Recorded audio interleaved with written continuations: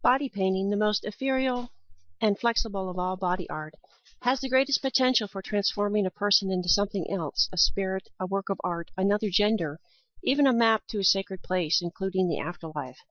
It can be simply a way of emphasizing a person's visual appeal, a serious statement of allegiance, or a protective and empowering coating.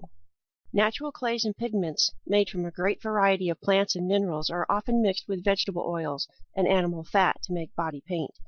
These include red and yellow ochres, red camwood, cinnabar, gold dust, many roots, fruits, and flowers, cedar bark, white colin, chalk, and temporary skin dyes made from indigo and henna leaves.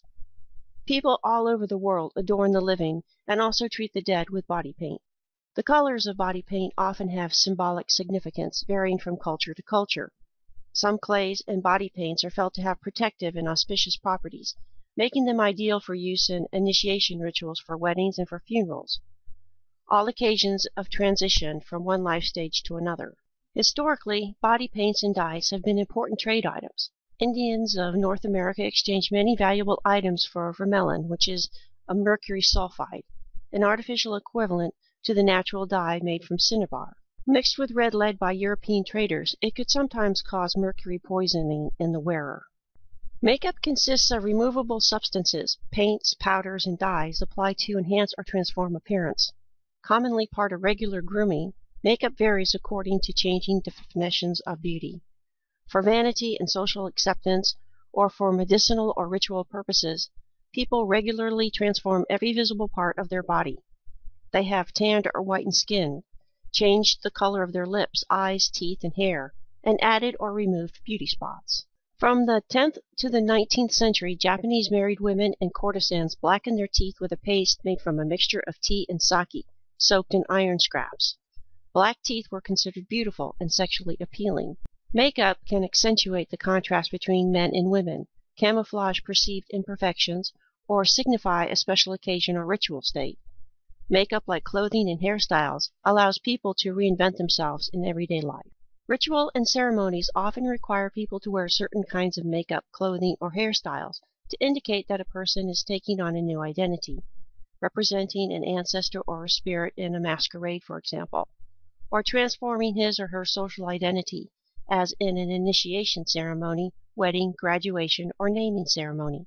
Male Japanese actors in kabuki theater represent women by using strictly codified paints and motifs, and the designs and motifs of Chinese theatrical makeup indicate the identity of a character. Hair is one of the easiest and most obvious parts of the body, subject to change, and combing and washing hair is part of everyday grooming in most cultures. Styles of combing, braiding, parting, and wrapping hair can signify status, gender, age, and ritual status, or membership in a certain group. Hair often has powerful symbolic significance. Covering the head can be seen as a sign of piety and respect, whether in a place of worship or all the time. Orthodox Jewish women shave their heads, but can also cover them with wigs or scarves.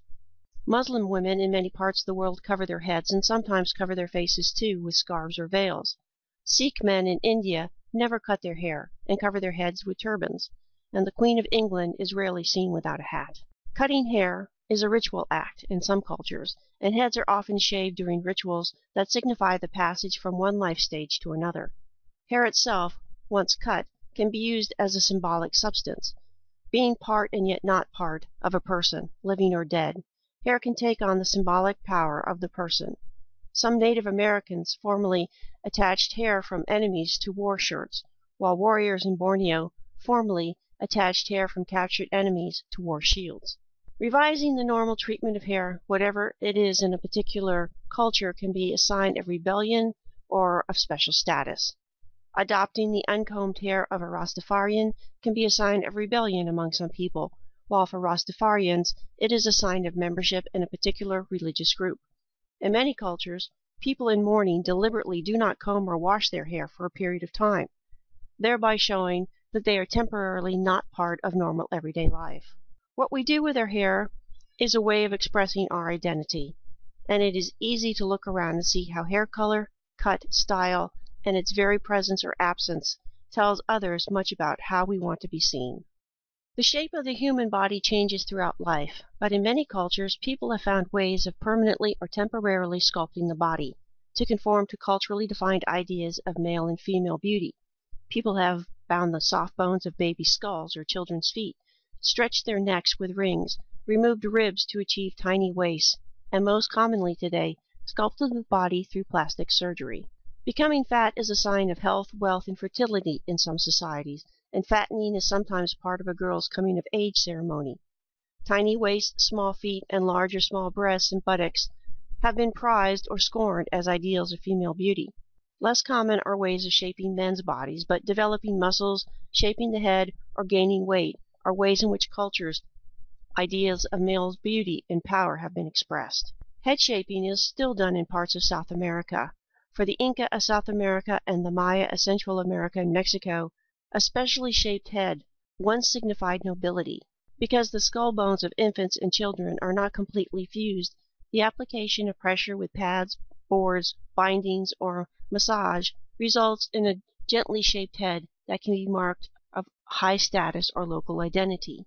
While Western plastic surgery developed first as a way of correcting the injuries of war, particularly after World War II, today people use plastic surgery to smooth their skin, remove unwanted fat, and reshape parts of their body.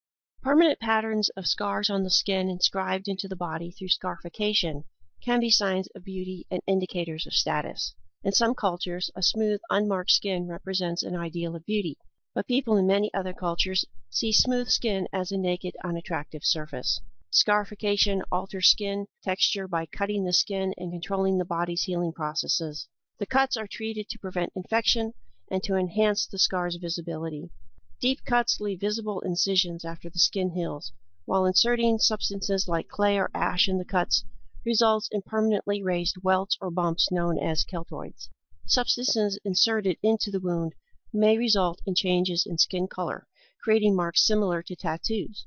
Cutting elaborate and extensive decorative patterns into the skin usually indicates a permanent change in a person's status. Because scarification is painful, the richly scarred person is often honored for endurance and courage. Branding is a form of scarification that creates a scar after the surface of the skin has been burned. Branding was done in some societies as part of a rite of passage, but in Western Europe and elsewhere, branding was used to mark captives, enslaved people, and criminals. Recently, some individuals and members of fraternities in U.S. colleges' campuses have adopted branding as a radical form of decoration and self-identification. Tattooing is the insertion of ink or some other pigment through the outer covering of the body, the epidermis, into the dermis, the second layer of skin. Tattooists use a sharp implement to puncture the skin and thus make an indelible mark, design, or picture on the body. The resulting patterns or figures vary according to the purpose of the tattoo and the materials available for its coloration. Different groups and cultures have used a variety of techniques in this process. Traditional Polynesian tattooists punctured the skin by tapping a needle with a small hammer. The Japanese work by hand, but with bundles of needles set into wooden handles. Since the late 19th century, the electronic tattoo machine and related technological advances in equipment have revolutionized tattoos in the West, expanding the range of possible designs, the colors available, and the ease with which a tattoo can be applied to the body. Tattoos are usually intended as permanent markings, and it is only recently through the use of expensive laser technologies that they can be removed. While often decorative, tattoos send important cultural messages. The text on the skin can be read as a comment to some groups, an emblem of a rite of passage, a personal or fashion statement. In fact, cosmetic tattooing of eyebrows and eyeliner is one of the fastest growing of all tattoo enterprises. Tattoos can also signify bravery and commitment to a long, painful process, as in the case with Japanese full-body tattooing or Maori body and facial patterns. Marking the body in this way has been one of the most persistent and universal forms of body art. Body piercing, which allows ornaments to be worn in the body, has been a widespread practice since ancient times. Piercing involves long-term insertion of an object through the skin in a way that permits healing around the opening. Most commonly pierced are the soft tissues of the face, but many people, past and present, have also pierced the genitals and the chest.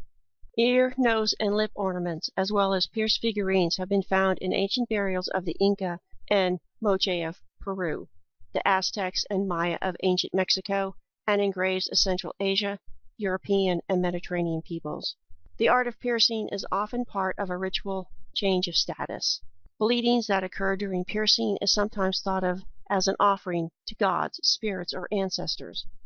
Particular ornaments may be restricted to certain groups, men or women, rulers or priests, or may be inserted as part of a ceremony marking a change in status. Because ornaments can be made of precious and rare metals, they may signify privilege and wealth.